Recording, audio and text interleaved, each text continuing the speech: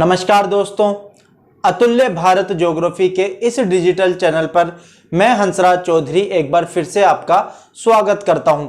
दोस्तों, आज की हमारी चर्चा का विषय है केवलादेव राष्ट्रीय उद्यान। पिछली चर्चा में हमने राजस्थान के राष्ट्रीय उद्यानों के बारे में चर्चा की थी और रणथंभौर राष्ट्रीय उद्यान के बारे में हमने चर्चा की थी, जिसका लिंक आपको नीचे डिस्क्रिप्शन में मिल जाएगा। आज हम राजस्थान के दूसरे राष्ट्रीय उद्यान केवलादेव राष्ट्रीय उद्यान के बारे में चर्चा करेंगे। तो केवलादेव राष्ट्रीय उद्यान राजस्थान के भरतपुर जिले में स्थित है। केवलादेव राष्ट्रीय उद्यान, ठीक है, राजस्थान के किस जिले में स्थित है? भरतपुर जिले में स्थित है। इस केवलादेव राष्ट्रीय उद्यान को घना पक्षी विहार भी कहा जाता है या फिर घना पक्षी अभयारण्य भी कहा जाता है। केवलादेव घना पक्षी अभयारण्य या फिर घना पक्षी अभयारण्य। तो ये केवलादेव यहां पर क्यों कहलाता है? तो यहां पर भगवान शंकर का एक मंदिर है और इस मंदिर का नाम है केवलादेव, ठीक है। तो भगवान शंकर का मंदिर होने के कारण इसे केवलादेव कहा जाता है। और यहां पर जो झाड़ियां हैं या फिर जो वनस्पति है वो काफी सघन मात्रा में पाई जाती है। घना का मतलब है सघन, तो काफी सघन मात्रा में वनस्पतियां पाए जाने के कारण इसे घना पक्षी विहार कहा जाता है। तो भगवान शंकर का यहाँ पे मंदिर है और काफी घनी वनस्पतियां पाए जाने के कारण इसे केवलादेव घना पक्षी अभयारण्य या घना पक्षी विहार भी कहा जाता है। इसे राष्ट्रीय उद्यान का दर्जा वर्ष 1981 में दिया गया। वर्ष 1981 में राष्ट्रीय उद्यान घोषित, ठीक है। यह राजस्थान का दूसरा राष्ट्रीय उद्यान बना। इससे पहले वर्ष 1980 में रणथंभौर को राष्ट्रीय उद्यान घोषित किया गया था और वह राजस्थान का पहला राष्ट्रीय उद्यान था। राष्ट्रीय उद्यान घोषित करने से पहले यह एक अभयारण्य था और इसे वर्ष 1956 में अभयारण्य घोषित किया गया था। तो वर्ष 1956 में इसे अभयारण्य घोषित किया गया और वर्ष 1981 में इसे राष्ट्रीय उद्यान का दर्जा दिया गया और यह राजस्थान का दूसरा राष्ट्रीय उद्यान बना। यह सुनहरा त्रिकोण, जिसे गोल्डन ट्रायंगल भी कहा जाता है, सुनहरा त्रिकोण, गोल्डन ट्रायंगल, इसमें आपके आ जाएंगे दिल्ली, भरतपुर, आगरा पर स्थित है और राष्ट्रीय राजमार्ग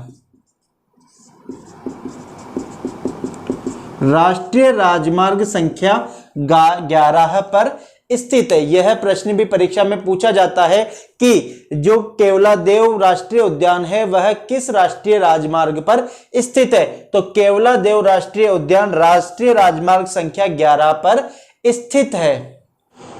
वर्ष 1985 में, वर्ष ध्यान रखना, वर्ष 1985 में इसे यूनेस्को द्वारा विश्व धरोहर सूची में शामिल किया गया, ठीक है। वर्ष 1985 में इसे यूनेस्को द्वारा विश्व धरोहर सूची में शामिल किया गया और विश्व धरोहर सूची में शामिल करने वाला यह राजस्थान का एकमात्र वन्य जीव संरक्षण स्थल है। ठीक है, ये चीज ध्यान दीजिएगा कि यह यूनेस्को द्वारा विश्व धरोहर सूची में कब शामिल किया गया, 1985 में शामिल किया गया, और विश्व धरोहर सूची में शामिल होने वाला राज्य का एकमात्र वन्य जीव संरक्षण स्थल है। ठीक है, इसके बाद सबसे इंपॉर्टेंट चीज ध्यान दीजिएगा कि इसे पक्षियों का स्वर्ग भी कहा जाता है। इसे पक्षियों का स्वर्ग भी कहा जाता है, हेवन ऑफ बर्ड्स भी कहा जाता है। और यह पक्षियों की सबसे बड़ी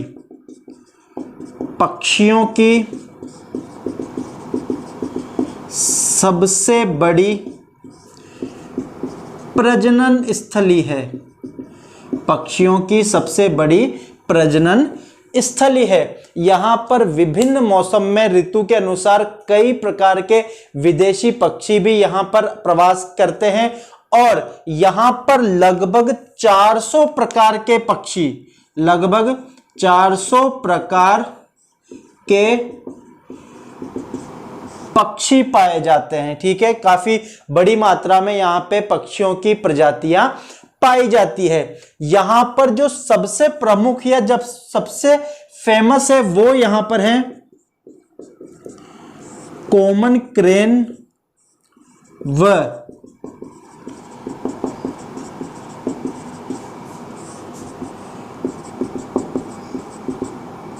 साइबेरियाई सारस। ठीक है, क्रेन को भी हिंदी में क्या कहते हैं, सारस ही कहते हैं। तो सामान्य सारस और साइबेरियाई सारस यहां पर प्रमुख रूप से अपने शीतकालीन प्रवास के लिए आते हैं। यह साइबेरिया से सैकड़ों किलोमीटर उड़कर यहां पर शीतकाल में आते हैं और यहां पर क्या देते हैं, अपने अंडे देते हैं। आपको यहां पर चित्र में दिखाई दे रहा होगा, तो ये कौन से हैं, साइबेरियाई सारस हैं। इस प्रकार से ये साइबेरियाई सारस कई सौ किलोमीटर की दूरी तय करके यहां पर शीतकाल में आते हैं और यहां पर प्रजनन करते हैं और अपने अंडे देते हैं। इन साइबेरियाई सारसों का जो फेवरेट कह लीजिए या फिर पसंदीदा कह लीजिए वो है कुट्टू घास। यहां पर एक घास पाई जाती है, कौन सी, कुट्टू घास। यह कुट्टू घास इस साइबेरियाई सारस की पसंदीदा आहार है, पसंदीदा आहार। ठीक है, यह प्रश्न भी परीक्षा में पूछा जाता है कि साइबेरियाई सारस का पसंदीदा जो आहार है वो क्या है, तो कुट्टू घास जो यहां पर पाई जाती है यह इस साइबेरियाई सारस का पसंदीदा आहार है। इसके अलावा यहां पर दो प्रकार की घास और पाई जाती है, मोथा और ऐंचा। ठीक है, दो घास और पाई जाती है, मोथा एवं ऐंचा घास। ठीक है, आपसे परीक्षा में पूछा जा सकता है कि मोथा और ऐंचा क्या है, तो केवलादेव राष्ट्रीय उद्यान में पाई जाने वाली घास का एक प्रकार है। इस घास में अक्सर पक्षियों की उलझकर क्या हो जाती है, मृत्यु हो जाती है। तो ये इसलिए कुख्यात है कि इसमें फंसकर पक्षियों की मृत्यु हो जाती है। तो साइबेरियाई सारस की पसंदीदा घास तो कौन सी है, कुट्टू घास जिसको वो खाना पसंद करता है, और मोथा और ऐंचा घास में फंसकर पक्षियों की क्या हो जाती है, मृत्यु हो जाती है। केवलादेव राष्ट्रीय उद्यान को, ठीक है, यह जो केवलादेव राष्ट्रीय उद्यान है एक रामसर स्थल या रामसर साइट कह लीजिए या फिर आर्द्र भूमि स्थल भी हम इसको कहते हैं। राजस्थान में कुल 2 आर्द्र भूमि स्थल हैं, एक केवलादेव राष्ट्रीय उद्यान और दूसरा है सांबर झील। तो वर्ष 1983 में इसे आर्द्र भूमि स्थल, इसको आप रामसर साइट भी कह सकते हैं या फिर इसको हम कह सकते हैं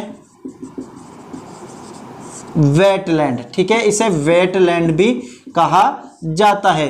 तो वर्ष 1983 में केवलादेव राष्ट्रीय उद्यान को आर्द्रभूमि स्थल या वेटलैंड या रामसर साइट या रामसर स्थल में शामिल किया गया। और यह प्रश्न भी परीक्षाओं में काफी बार पूछा गया है कि राजस्थान में रामसर स्थल या वेटलैंड्स कौन कौन से हैं। तो कौन कौन से हैं, एक तो है कौन सा, आपके केवलादेव राष्ट्रीय उद्यान, और दूसरा है आपके सांबर झील। तो इसको कब आर्द्रभूमि स्थल में शामिल किया गया, वर्ष 1983 में इसको आर्द्रभूमि स्थल में शामिल किया गया। यहां पर साइबेरियन सारस के अलावा भी कई प्रकार के अन्य वन्य जीव भी पाए जाते हैं। तो यहां पर प्रमुख वन्य जीव कौन कौन से हैं,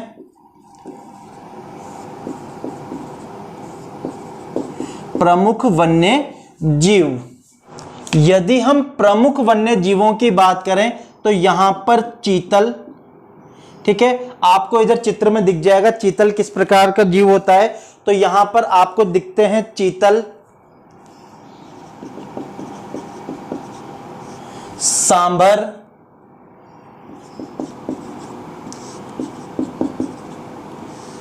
नीलगाय, इसके अलावा यहां पर ऊद बिलाव, यहां पर जो झील पाई जाती है उसमें ऊद बिलाव भी पाए जाते हैं। इसके अलावा लाल मुंह के बंदर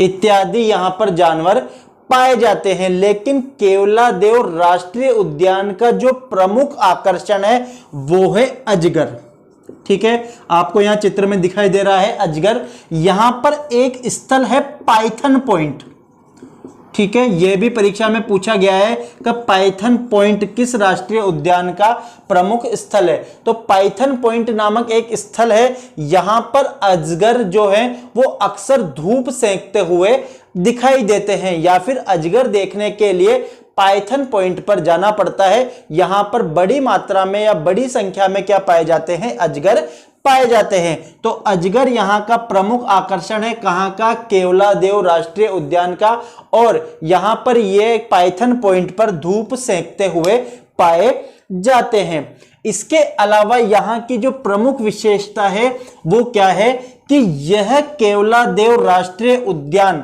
भारत के प्रमुख पक्षी वैज्ञानिक डॉक्टर सलीम अली की कार्यस्थली भी रहा है। तो यह भारत के प्रमुख पक्षी वैज्ञानिक, ठीक है, डॉक्टर सलीम अली की कार्यस्थली रहा है। और डॉक्टर सलीम अली की प्रमुख पुस्तक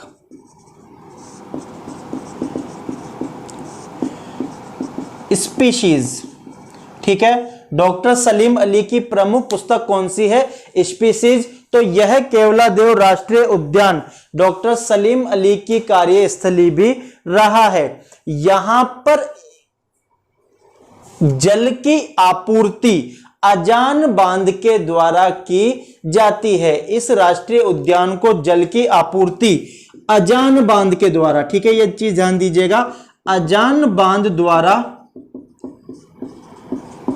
जल की आपूर्ति की जाती है। इसके अलावा यहां पर राज्य की पहली पक्षी प्रयोगशाला भी स्थापित की गई है। यहां पर राज्य की प्रथम पक्षी प्रयोगशाला भी स्थापित की गई है, ठीक है। इसके अलावा वर्तमान में यहां पर गोवर्धन ड्रेनेज प्रोजेक्ट के द्वारा जल की आपूर्ति की जा रही है। तो ये चीज ध्यान दीजिएगा कि केवलादेव राष्ट्रीय उद्यान में अजान बांध के द्वारा जल की आपूर्ति की जाती है और गोवर्धन ड्रेनेज प्रोजेक्ट के द्वारा भी यमुना नदी के जल को कहां पर, केवलादेव राष्ट्रीय उद्यान में जीव जंतुओं को जल की आपूर्ति की जा रही है। तो केवलादेव राष्ट्रीय उद्यान के बारे में हमने क्या इंपॉर्टेंट फैक्ट्स पढ़े कि पहली चीज ध्यान दीजिएगा कि यह राजस्थान का दूसरा राष्ट्रीय उद्यान है। 1956 में इसको अभयारण्य का दर्जा दिया गया और 1981 में इसे राष्ट्रीय उद्यान का दर्जा दिया गया।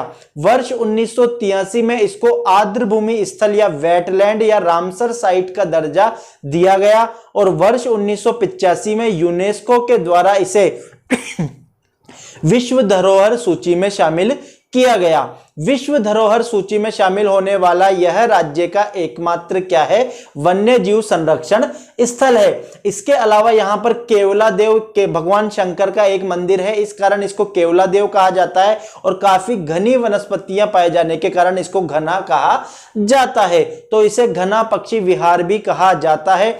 यह गोल्डन ट्रायंगल दिल्ली, भरतपुर, आगरा पर स्थित है और राष्ट्रीय राजमार्ग संख्या 11 पर स्थित है। इसके अलावा इसको पक्षियों का स्वर्ग भी कहा जाता है और यह पक्षियों की सबसे बड़ी प्रजनन स्थली है। यहाँ का जो प्रमुख आकर्षण है वो है कॉमन क्रेन और साइबेरियाई सारस, जो कई सौ किलोमीटर की दूरी तय करके यहाँ पर शीतकाल में प्रवास के लिए आते हैं, यहाँ पर प्रजनन करते हैं और अपने अंडे देते हैं।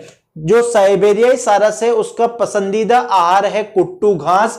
इसके अलावा यहां पर 2 प्रकार की घास और पाई जाती है, मोथा और ऐंचा, जिसमें उलझकर पशुओं की पक्षियों की क्या हो जाती है, मृत्यु हो जाती है। यह भारत के प्रसिद्ध पक्षी वैज्ञानिक डॉक्टर सलीम अली की कार्यस्थली रहा है, उनकी पुस्तक है स्पीसीज। इसके अलावा यहां पर राज्य की पहली पक्षी प्रयोगशाला भी स्थापित की गई है। ठीक है, यहां पर जल की आपूर्ति अजान बांध के द्वारा होती है और वर्तमान में यमुना नदी के जल को गोवर्धन ड्रेनेज प्रोजेक्ट के द्वारा यहां पर पहुंचाया जा रहा है। ठीक है, तो यह हमारा हुआ केवलादेव राष्ट्रीय उद्यान। अगली कक्षा में हम चर्चा करेंगे मुकुंदरा हिल्स राष्ट्रीय पार्क के ऊपर कि किन किन जिलों में वो फैला हुआ है, कब उसे राष्ट्रीय उद्यान का दर्जा दिया गया और कब उसे टाइगर प्रोजेक्ट में शामिल किया गया और कौन कौन से वहां पर प्रमुख पर्यटन स्थल है।